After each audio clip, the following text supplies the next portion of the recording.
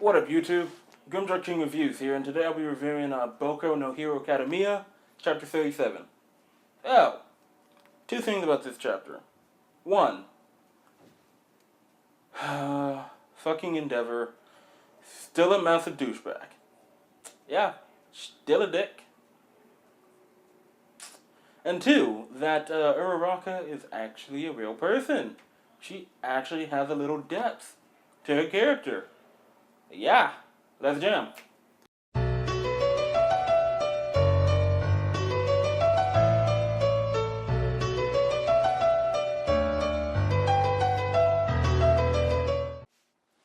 So this chapter opens up with the aftermath of Kachan's and Uraraka's fight, and as expected, the commentators they're pretty reluctant to announce him as the winner, because keep in mind that fight was just brutal. He was acting more like an enemy, more like an evil person than like a hero. He was using attacks that were too strong for the opponent he was going against, and he didn't care. He just kept doing it, and he was just a dick. Well, as Kachan is exiting the field, he comes across Midoriya and he tells him to, stop planting ideas in people's heads. Because essentially he's blaming Mito for Uraraka not giving up, for Uraraka to keep fighting him, to keep, and I quote, busting his balls. And, Midoriya? Yeah, he responds to this by saying that, the idea belonged to Uraraka, and that she was the one, not him, but she was the one who was busting his balls by tossing him around. And, when I read this, I was like, shots fired. Because essentially, Kachan was pretty much thinking that he was fighting Mito the entire time, so he was expecting, to have some struggle going on because it was Mito's plan. But Mito tells Kachan that it was all Uraraka, and that Uraraka was the one fucking with him, not Mito. That he was getting beaten by somebody that he viewed as weaker than him. Yeah, shots fired. And then in the next panel, we see that Kachan has arrived at the stand, and instead of getting the hero's welcome he expected, he is instead shunned. And yeah. I mean, what was he expecting? Was he expecting to get accepted like that? Nah. That's not how stuff works. See, the way stuff works is that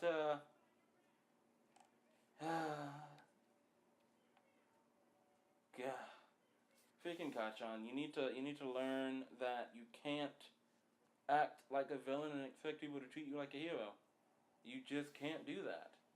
I mean, it does not work like that. You might be thinking, oh yeah, it's just a competition. It doesn't really matter what I do right now. It's just a meaningless thing. But nah, no, bro. You are fighting in front of an audience of heroes. If you act like a dick, they're going to treat you like a dick. And they essentially tell him to back off some, and that he should have held back. Yeah, freaking douche. And I mean, after this, we see Uraraka in the waiting room, and she seems to be handling her loss pretty well. I mean, she makes jokes about how strong Kachan won and how bad she lost, and she even, goes on to state that the reason she's okay is because Mito never backs down. The fact that whenever Mito loses, he doesn't lose heart. He just keeps going. He comes back strong as ever. But I'm pretty sure she's not okay because this entire time she had one of those false smiles on her face. Those smiles that people put on to show a strong front when they're hurting inside.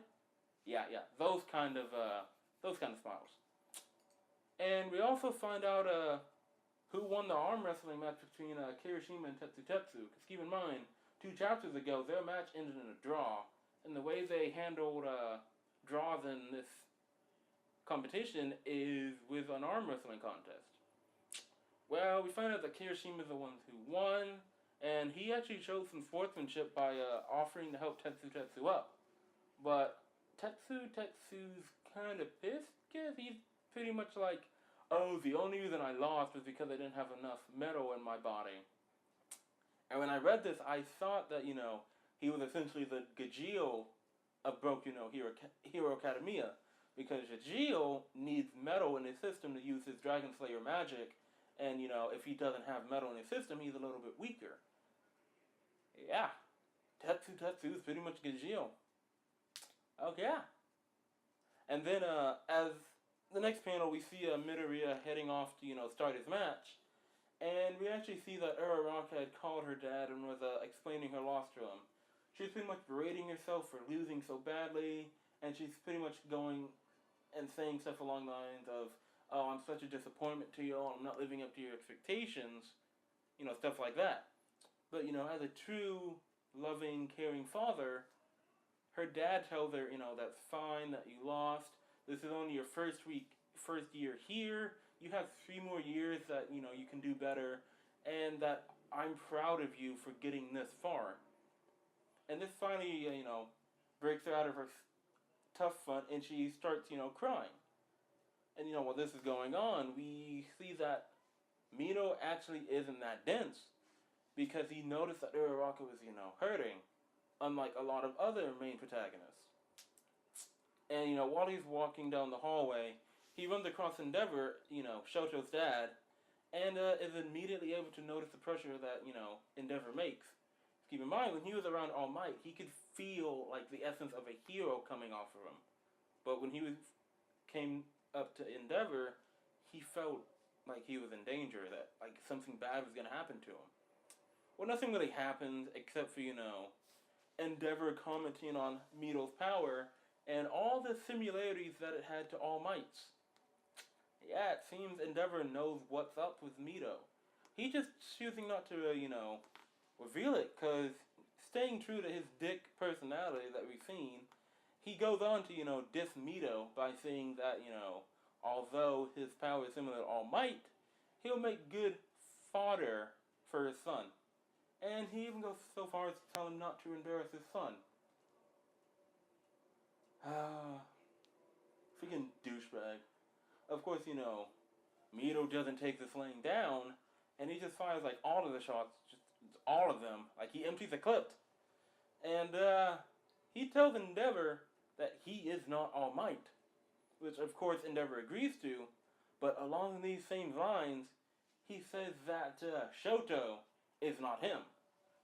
Shoto is his own person. And that shut Endeavor up real quick, because he realized how hypocritical he's sounding. No, he didn't change his character, still making his son be a mini him, but he's now thinking more along the lines of, I can't believe this run just made me try to agree with what he was saying. So this chapter ends with Mito and Shoto's fight beginning, with them meeting face to face and charging at each other. Yeah, what all happened in this chapter? Well, 1, we find out that Kachan is still a massive dick. Yeah, still a massive dick. 2, that Uraraka is actually a real person, that she actually feels feelings, that she's not as dense or as ditzy as she might lead others to believe. And 4, that Endeavor is a massive dick. Still a massive dick. Yeah, that was it. So this is Grimjaw King Reviews signing off. Please like, comment, and subscribe. As always, people, have an awesome day.